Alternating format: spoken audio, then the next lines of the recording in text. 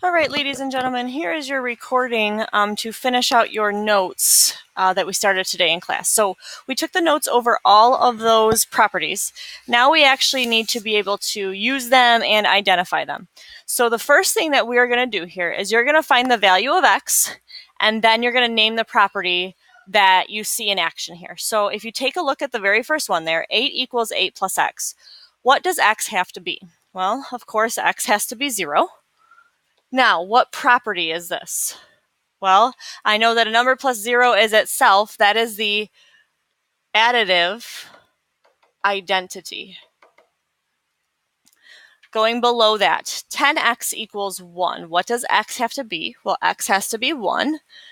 Taking a number and multiplying it by a 1 does not change it at all. It is still itself. That is the multiplicative identity. Okay. Third one down there, x must be 5. X must be 5. What property is being demonstrated here? Well, 5 plus 0 is still 5. Again, that is the additive identity. 5 times 1/5 equals x. Well, what is 5 times 1/5? 5 times 1/5 is 1, so x has to be 1. When we multiply two numbers together and get 1, remember 1 is the multiplicative identity. So when we do that, those are two multiplicative inverses that multiply to be 1. Basically, they're multiplying opposites. Going on down there, if you take a look at that equation, what does x have to be? X has to be 3. Well, if you look at that, the left side is exactly the same as the right side. So what property tells me that one side is equal to itself? That is the reflexive property. Okay, moving over to the right side here. 3.2 plus x equals 3.2. X must be 0. That again is the additive identity. Second one down there, what does x have to be? X must be 7 for that to be true.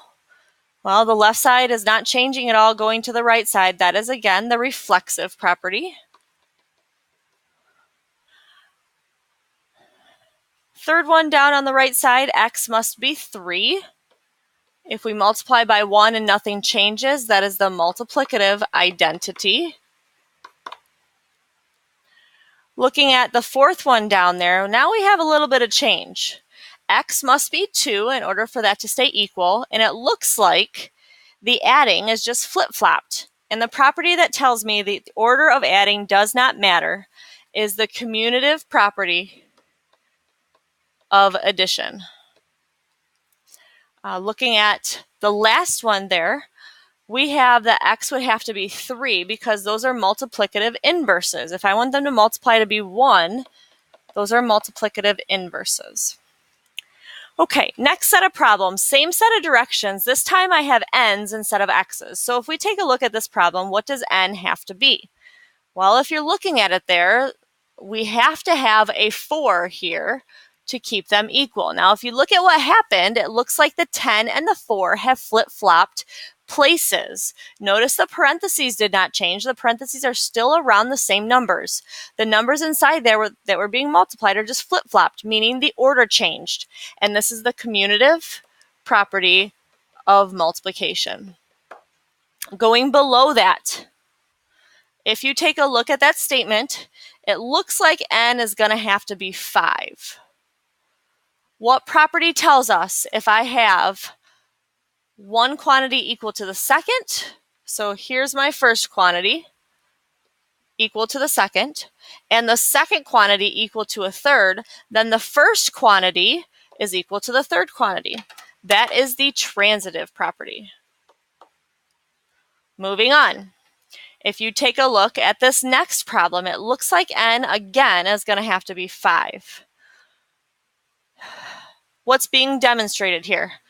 It looks like we are flipping the equation over. The entire equation has been rewritten backwards, and that is the symmetric property. Next problem. what does n have to be? N would have to be 3. What happened in this problem? It looks like they took 7 minus 3 and substituted in a 4, what it equals. So that is substitution. Moving over to the other side, what does n have to be? Looks like n has to be 2. If we look at this equation, nothing has changed from the left to the right. That is the reflexive property. Next one, looks like I want two numbers to multiply to be 1. That means we must have multiplicative inverses, and the multiplicative inverse of 1/4 is 4. Taking a look at the next problem, you'll see we've got a change here. The order has not changed because I know this thing has to stay a 3. We have 2, 3, 5, 2, 3, 5, and 2, 3, 5. So the order has not changed, but the parentheses have changed. The grouping has changed, and that is the associative property of addition. Finally here, what does n have to be? N has to be 1. If you look at what has happened here, the parentheses are still the same, but the parentheses are in a different spot. It looks like the multiplication has changed. The 1 and the 8 plus 7 has flipped spots. So this is the commutative property of multiplication. Okay, most people will get this one confused. They'll say the commutative property of addition, but the multiplication is what has actually changed positions. All right, last type of problem here. You're going to name the property that was used in each step. So as we go from the top line to the bottom line, what property did they use? So if we look at the original problem, it looks like they took this 3 squared and put a 9 in. That is substitution.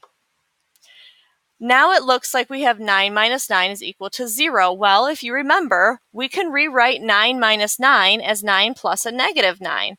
Those are additive inverses. They are adding to 0. Now it looks like we took 7 plus 0 and got 7. That is the additive identity because a number plus 0 is itself. All right, so what's going on here? Looks like the first thing we do is 12 divided by 4 is 3. That is substitution. Next, we do 3 minus 3, and remember, we can write that to be an additive inverse. You would basically change that to 3 plus a negative 3. Now what happens? We take this 5 times 0 and we make it a 0. Well, you remember that last little property at the end saying anything multiplied by 0 is 0. This is the multiplication property of 0. And again, folks, if you need to refer back to the front of the sheet where we took our notes, please do so. Next, it looks like we took 6 times 1, 6, and made that 1. Those are multiplicative inverses. And finally, we have 1 plus 0 is 1. That is the additive identity. All right, one more problem to go here, folks. First up, we've multiplied. And 3 times 1 is still 3. That's the multiplicative identity. Next, we have 5 divided by 3, and they turn that into a fraction that is still equivalent. That is substitution. Next, we have 2 fractions that are multiplying to be 1. Well, those fractions are reciprocals of each other. Those are multiplicative inverses if they multiply to be 1. Okay, so you should have now copied in all of your notes, and now you are going to be completing the properties worksheet. That should be on the back of your handout from the other day. Thanks. Have a great weekend.